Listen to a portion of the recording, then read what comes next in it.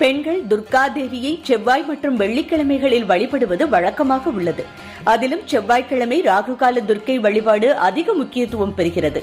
திருமண தடைகள் நீங்கும், கணவனுக்கு ஆயுள் பெருகும், குடும்பத்தில் மங்கள காரியங்கள் தங்கு தடையின்றி நடக்கும் என்பது நம்பிக்கை. ராகுவிற்கும் துர்க்கை வழிபாட்டிற்கும் ஒரு சம்பந்தம் இருக்கிறது.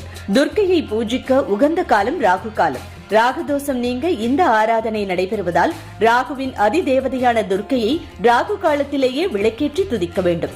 துர்க்கை கண்ணனுக்கு மூத்தவள் என்பதால் விஷ்ணுவின் அவதாரங்களின் பிறந்த திதிகளான அஷ்டமி, நவமி ஆகியவையும் துர்க்கை பூஜைக்கு உகந்தவையே. ராகுவிற்கு உடலில்தான் விஷம் இருக்கிறதே அன்றி வாலில் அமிர்தம் இருக்கிறது. ஞாயிற்றுக்கிழமைகளில் சூரியன் மறையும் நேரத்திற்கு முன்பு ராகுவின் வால் பக்கம் அமிர்தமாக இருக்கும். அதாவது ஞாயிறன்று மாலை 4:30 மணி முதல் 6 மணிக்குள் துர்க்கையை வழிபட்டால் கோரிய பிரார்த்தனைகள் நிறைவேறும் என்று பெரியோர்கள் கூறுகின்றனர்.